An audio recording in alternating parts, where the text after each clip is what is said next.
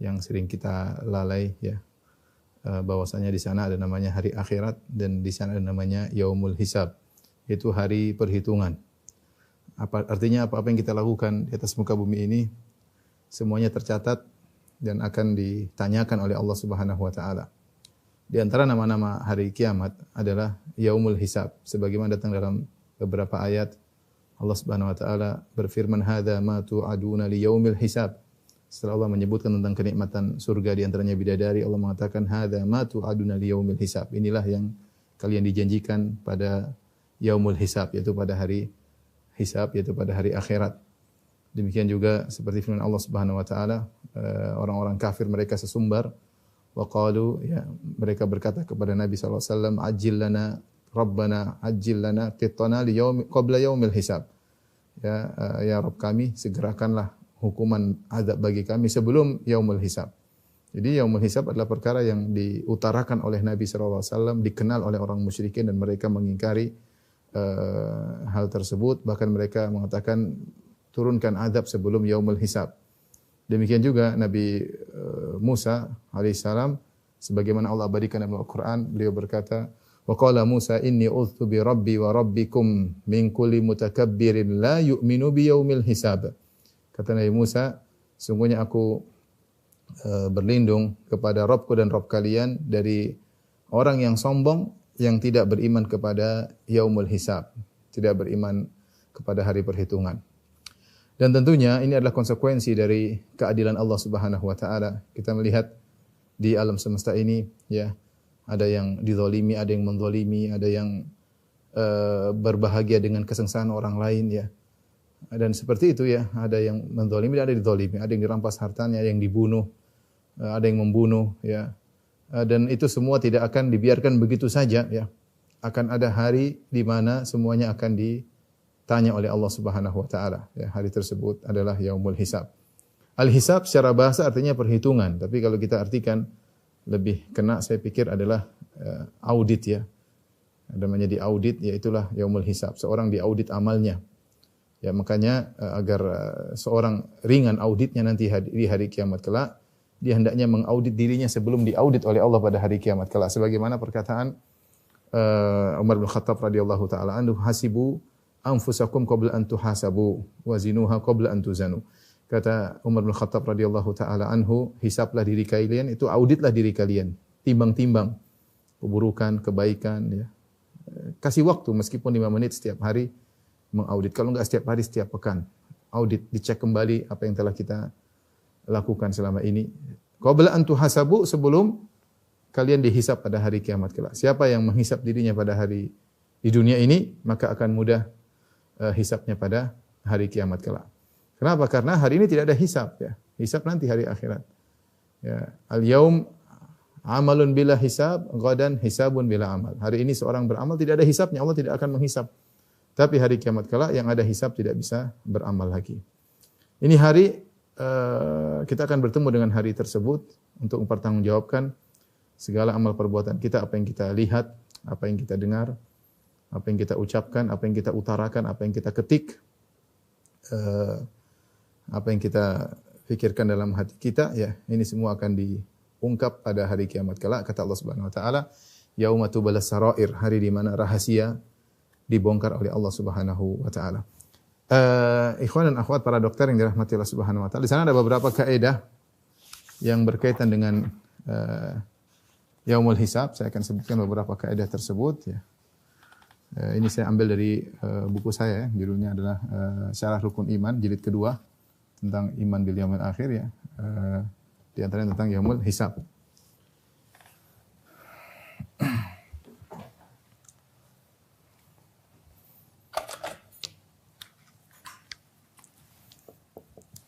Kaedah-kaedah berkaitan dengan yaumul hisab, dengan perhitungan, ya. Di antaranya pertama, hisab atau audit dibangun di atas keadilan. Karena yang menghisab adalah Allah Subhanahu wa taala, ya. Ya. Kalau menghisab manusia, mungkin ada yang luput, ada yang lewat, ada yang tidak tercatat ya. Tapi kalau yang hisab adalah Allah Subhanahu wa taala, maka tidak ada yang luput. Tidak ada yang luput ya. Allah Subhanahu wa taala berfirman, "Wa ma rabbuka bidzallamin lil 'abid."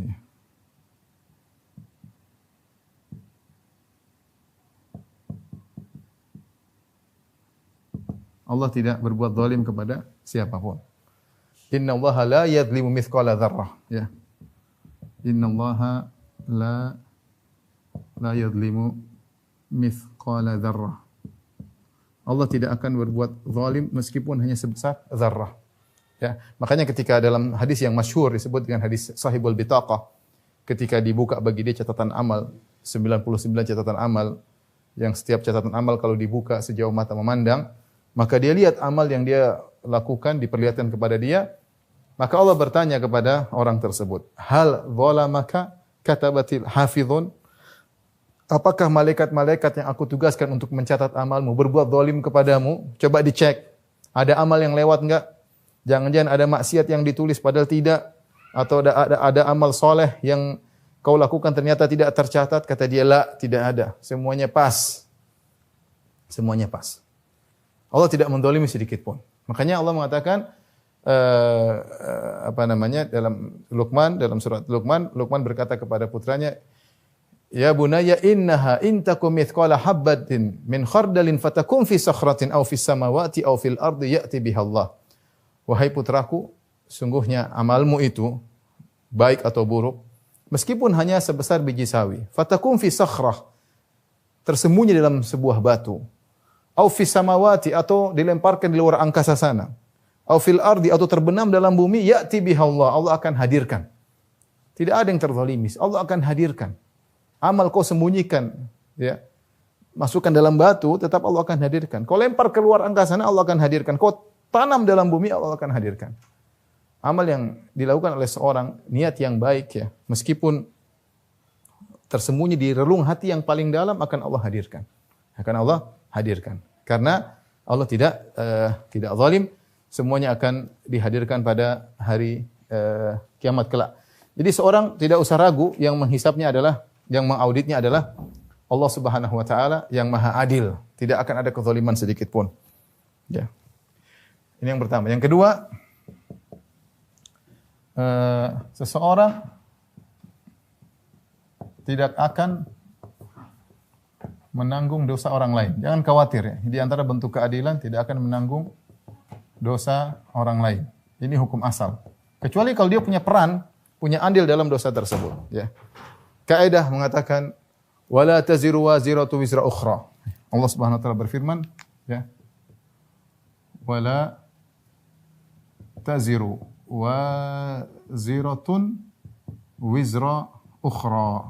Yang artinya tidak ada seorang akan menanggung dosa orang lain, enggak ada. Dan ini kaidah yang baku, yang berlaku pada seluruh syariat para nabi. Makanya Allah mengatakan allam yunabba bima fi suhufi Musa wa Ibrahim alladhi waffa alla taziru waziratu wizra ukhra wa allaysa lil insani illa ma sa'a, dalam surat An-Najm. Tidakkah dia telah dikabarkan tentang apa yang terdapat fi suhufi Musa, dalam lembaran-lembaran Musa, yaitu Taurat. Ya. Wa Ibrahim alladhi waffa, demikian juga lembaran-lembaran yang Allah berikan kepada Nabi Ibrahim yang menunaikan janjinya. Apa isinya? Bukan cuma dalam syariat Islam, dalam syariat sebelumnya juga semuanya berlaku. Allah taziru waziratu wizra ukhra, bahwasanya tidak ada akan menanggung dosa orang lain, ya. Bahkan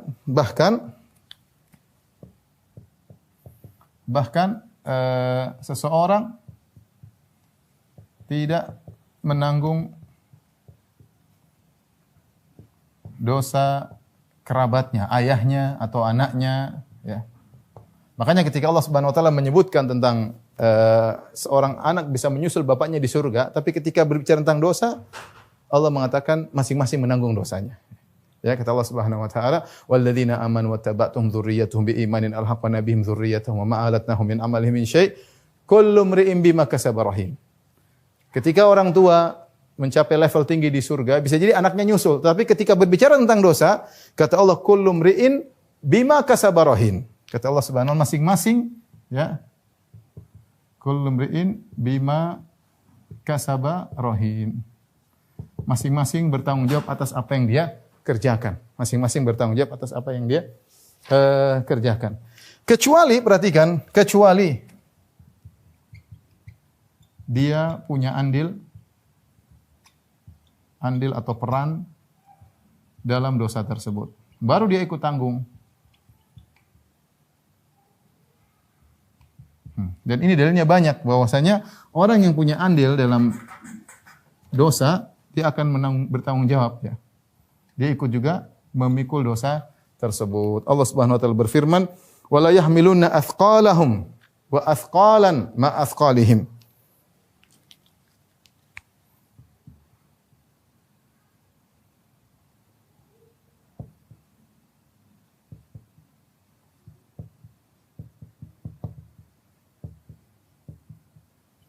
Kata Allah, sungguh mereka benar-benar akan memikul dosa-dosa mereka yang berat, dosa-dosa berat. Allah sebut dengan athqal, beban. Disebutkan mereka akan mikul beban dosa mereka, memberatkan punggung mereka ya. Wala yahmiluna athqalahum, mereka akan pikul dosa-dosa mereka, wa athqalan ma athqalim, juga dosa-dosa yang lain bersama dosa mereka. Kenapa? Karena mereka punya andil dalam menyesatkan orang lain, ya. Ya, seperti juga firman Allah Subhanahu wa taala, wa min auzari alladziina yudhillunahum bighairi ilm.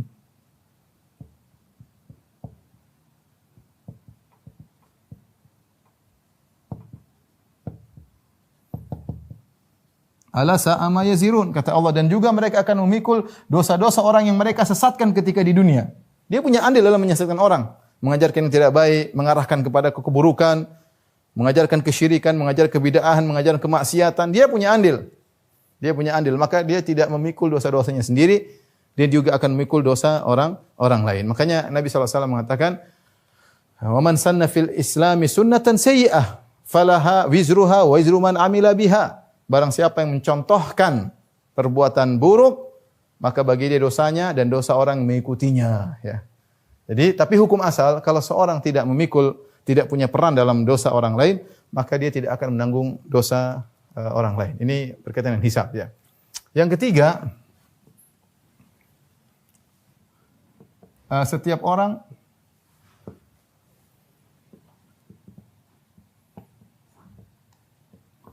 akan disuruh membaca catatan amalnya. Karena hisab dibangun di atas catatan amal.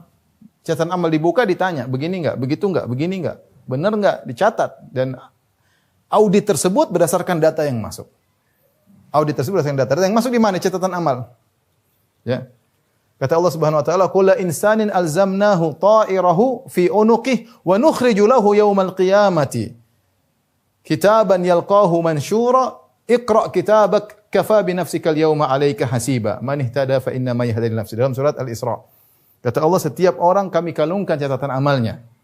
Wa kullu insanin alzamnahu ta'irahu fi unuqihi wa nukhriju lahu yaumal qiyamati kitaban, pada hari kiamat kala kami akan keluarkan bagi mereka kitab yalqahu mansyura, ya. Iqra' kitabak, kata Allah Subhanahu wa taala, bacalah, ya. Iqra' kitabaka, ya. Bacalah kitab catatan amalmu.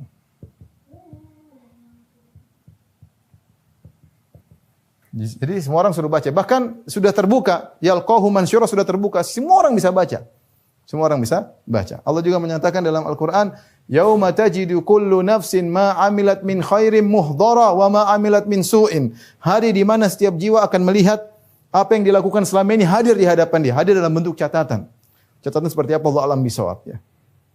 Dan semua bisa tercatat. Sekarang aja orang data-data dicatat pakai flash disk, gampang kok, ya. Mau visual, mau tertulis, gampang, ya. Tapi intinya, yauma tajidu kullu nafsin ma 'amilat min khairin muhdara. Hari di mana setiap jiwa akan mendapati semua kebaikan, min khairin, kebaikan apapun, sekecil apapun akan hadir di depan dia. Makanya Nabi mengatakan, la tahqiranna minal ma'rufi syai'an walau antalqa akhaka biwajhin talik. Jangan kau meremehkan kebaikan sedikit pun meskipun hanya tersenyum, akan hadir di hadapanmu. Ittaqun nar walau bisyaqqit tamrah. Jagalah dirimu dari neraka jahanam meskipun hanya bersedekah sepenggal korma, akan hadir. Wa ma 'amilat min su', demikian juga segala keburukan akan hadir di hadapan dia. Dan catatan amal detail, malaikat catatnya detail. Detail malaikat catatnya.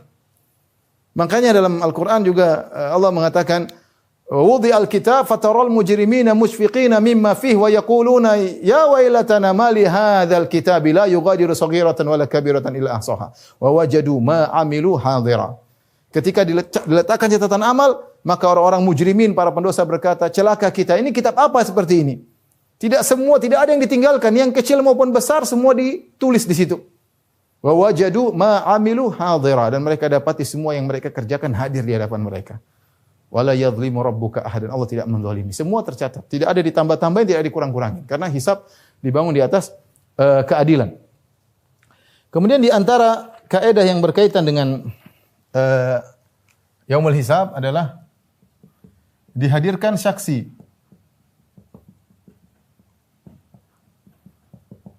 Banyak saksi-saksi untuk menyaksikan apa yang dilakukan oleh seorang, sehingga orang tidak bisa belok kanan, tidak bisa belok kiri. Ya, saksinya banyak. Catatan amal adalah saksi. Di antaranya Allah Subhanahu wa taala akan menjadi saksi. Ya. Innallaha ala kulli syai'in syahid. Sungguhnya Allah akan menjadi saksi atas segala sesuatu. Ya. Wa yauma yaqumul ashhad. Hari di mana para saksi akan wa yaqulul ashhadu haula'i. Ya, berkata para saksi itu para malaikat. Malaikat menjadi saksi. Bahkan bukan cuma malaikat, bukan Allah jadi saksi, bahkan para rasul menjadi saksi. Bukan para rasul, bahkan kaki tangan. Ya. Al-yawma nakhtimu ala afwahihim wa tukallimuna aydihim wa tashhadu arjuluhum. Pada hari tersebut kami akan tutup mulut mereka dan tangan mereka berbicara, kaki mereka berbicara. Tangan kaki berbicara. Jangankan kaki dan tangan, kulit berbicara. Wa qalu li juludihim lima syahidtum alaina qalu antaqana Allahu alladhi antaqa kulla syai'. Mereka berkata kepada kulit-kulit mereka, kenapa kalian jadi saksi untuk menjatuhkan kami? Kulit-kulit berkata, antaqana Allahu alladhi antaqa kulla syai'. Allah menjadikan kami bisa berbicara. Saksi banyak. Bumi menjadi saksi. Kata Allah Subhanahu wa taala, yauma idzin tuhadditsu akhbaraha. Pada hari tersebut bumi akan menyampaikan kabar-kabarnya. Di antara tafsiran itu bumi akan menjadi saksi. Dia akan berkata, si fulan telah melakukan maksiat di atasku, si fulan telah melakukan ibadah di atasku. Jadi saksi banyak. Seorang tidak bisa kabur pada hari tersebut, ya. Allah menegakkan hujah dengan sekuat-kuatnya sehingga saksi pun dihadirkan oleh Allah Subhanahu wa taala, baik malaikat, baik tangan, ya, baik bumi, ya. Kemudian cara perhitungan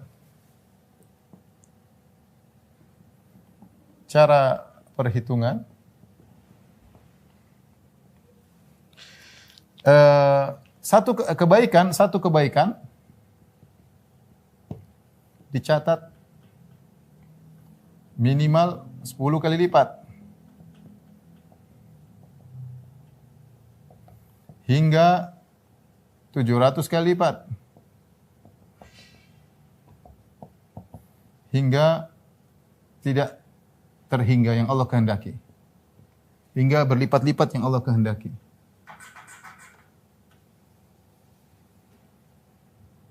Adhafan katsira yang Allah kehendaki. Man jaa'a bil hasanati falahu asyru amsalihha. Wa man jaa'a bi sayyi'atin fala yujza illa mithlaha.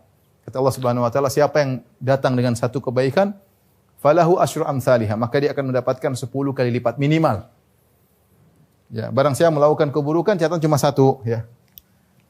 Ya, satu keburukan dicatat satu dosa. Ya. Kalau kita lihat sebenarnya ini adalah maha baik Allah Subhanahu wa taala. Ya. Kita melakukan satu kebaikan, minimal dicatat 10 kali lipat. Kalau enggak sampai 700 kali lipat. Kalau enggak sampai ila adhafin katsir, sampai berlipat-lipat. Ya, seperti sabar bi ghairi hisab, panjang sekali, banyak sekali lipat-lipat gandakan pahala sabar. Nah, beda dengan dosa. Satu orang melakukan dosa dicatat, ya, dicatat satu dosa saja, ya. Dicatat satu dosa saja, ya. Sehingga kalau ternyata pada hari kiamat dosa seorang lebih banyak daripada keburukan, dosa seorang lebih banyak daripada kebaikannya, sudah parah berarti. Sangat parah. Karena apa? Dia kalau mau ditimbang-timbang satu pahala untuk bisa sama berarti dia 10 dosa. Karena satu pahala minimal 10, dicatat 10 kali lipat. Satu dosa, 10 dosa baru bisa mengimbangi. Nah, kalau ternyata dosanya sampai lebih berat daripada kebaikannya, berarti sudah sangat parah. Sangat parah. Tapi ini cara perhitungan, ya, kondisi ketika Allah Subhanahu wa taala menegakkan al-hisab, audit. Sebenarnya tujuan auditnya apa? Ya, tujuan audit, ya. Tujuan hisab untuk mengklasifikasikan, ya,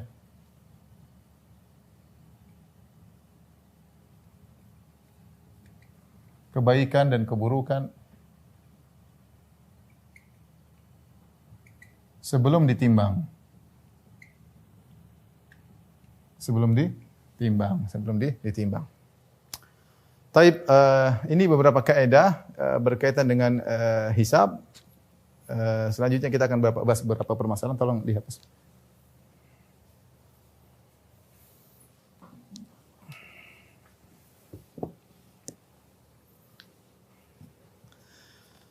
Ikhwan dan akhwat, para dokter, para guru yang dirahmati Allah Subhanahu wa taala, pembahasan berikutnya adalah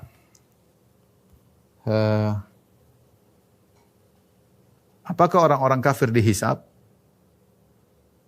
Ada khilaf di kalangan para ulama tentang apakah orang-orang kafir dihisab, ya.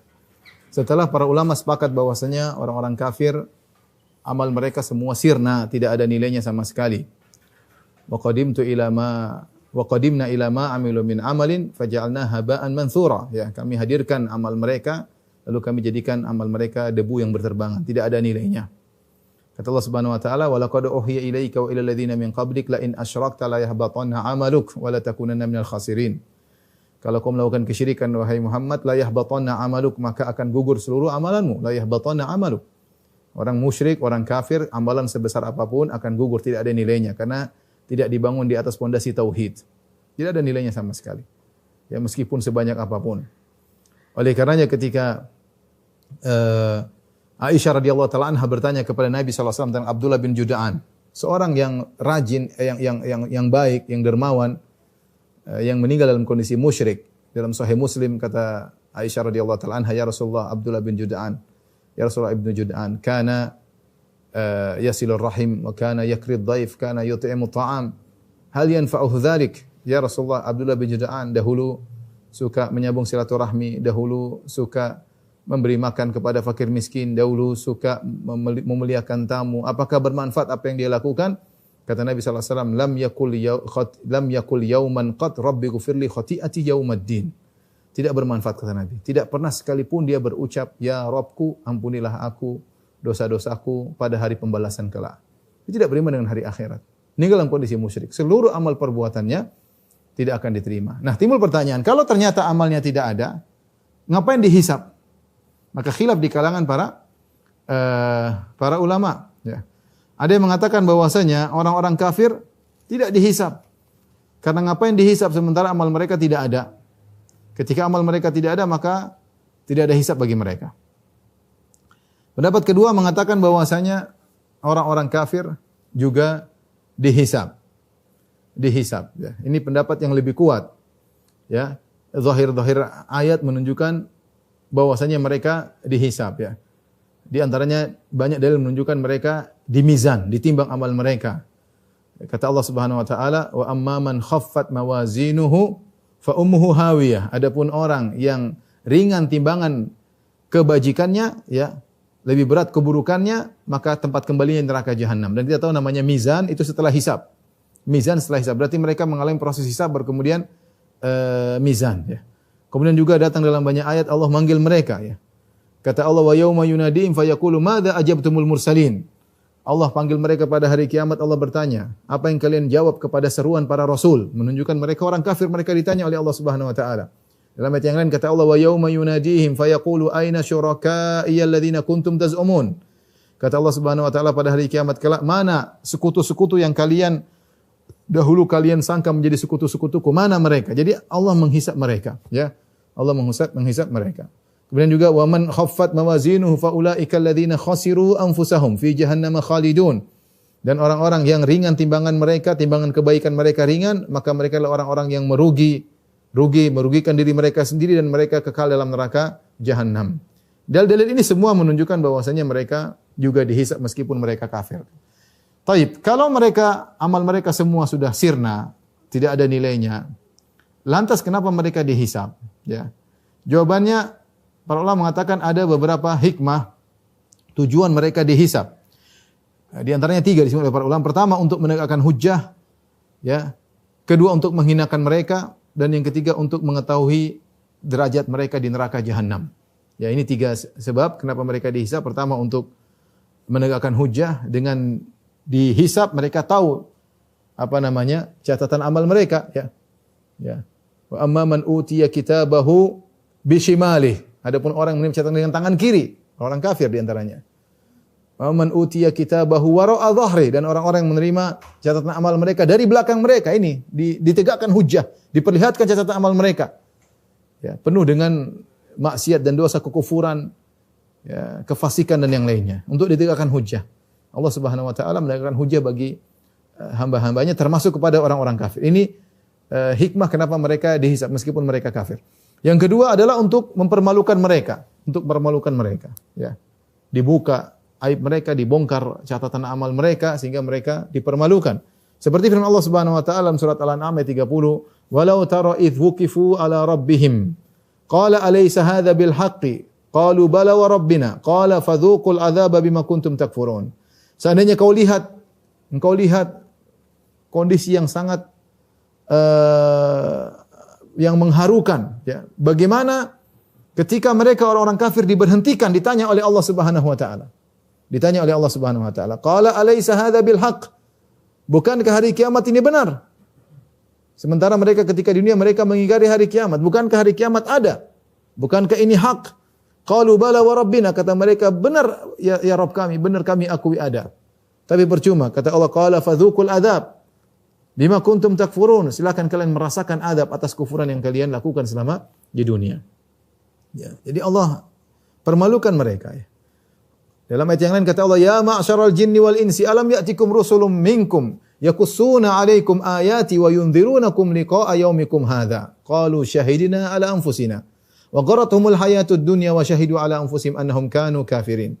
Allah berkata kepada para jin dan para manusia, ya, yang kafir, kata Allah, alam ya'tikum rusul